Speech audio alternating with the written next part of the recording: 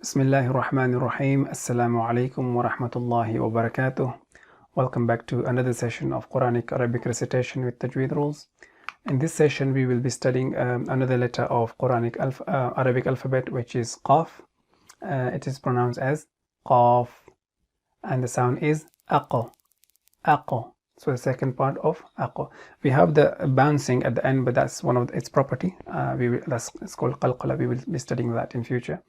So the sound is Aqo, Aqo, the second part of Aqo, and the letter itself is called Qaaf, Qaaf.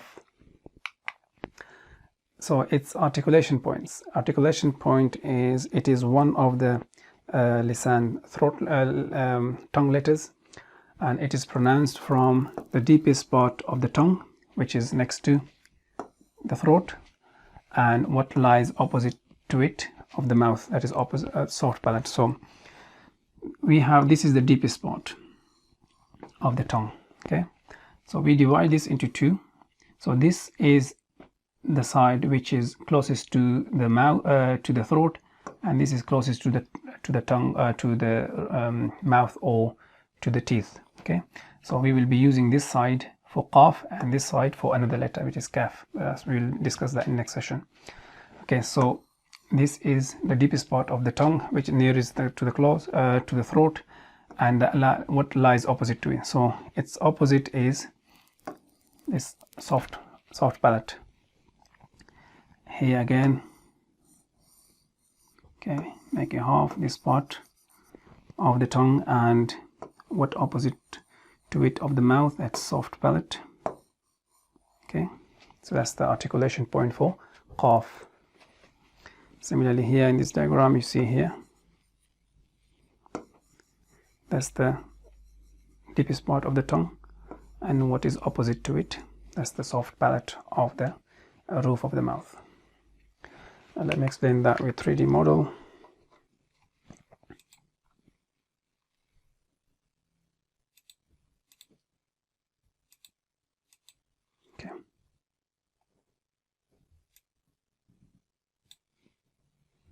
Okay, in 3D model, you can see that. So if we see this is the deepest part of the tongue. We divide it into half, and this is this part which is closest to the throat. That will be touching what is opposite to it of the roof of the mouth. That is soft palate. Okay, so that's the articulation point for Qaaf, and the sound is Aqo, Aqo, Qaaf, Aqo. Okay.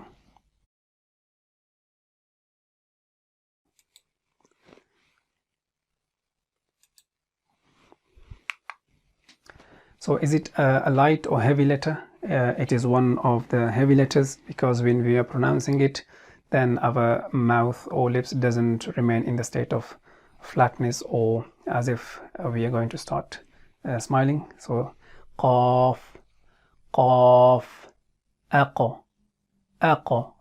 Okay. Is it a connector or non-connector? It is one of the connectors, because of its connecting forms, and which fulfills the condition of a connector. Because if it's written in the beginning of a word, then you can connect other letters with it after it.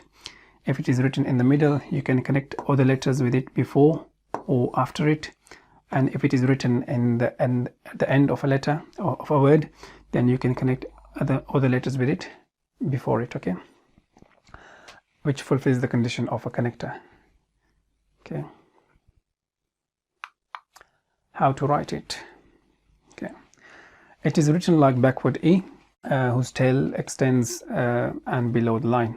So it's similar to 5, but with 5 remain stayed on the line, but Qaaf, the second part, under the line. The tail is under the line, so we can write it like this. Sorry, don't touch this. Okay, 2 dots. And with 5 we had 1 dot. With Qaaf we have 2 dots above it. And other forms can be written like this. Okay, it's the beginning of a word, middle of a word, end of a word. Okay, so you can connect them because these are connectors. Okay, write it down here.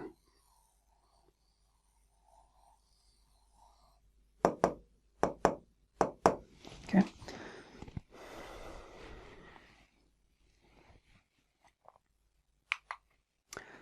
What is the English equivalent? It does not exist because we don't use those masas in English, so it does not exist there. For transliteration purposes, we will be using this, the Q sign to denote Qaaf in transliteration. So this is the end of this session. We will see you in next session, inshallah. Until then, assalamu alaikum wa rahmatullahi wa barakatuh.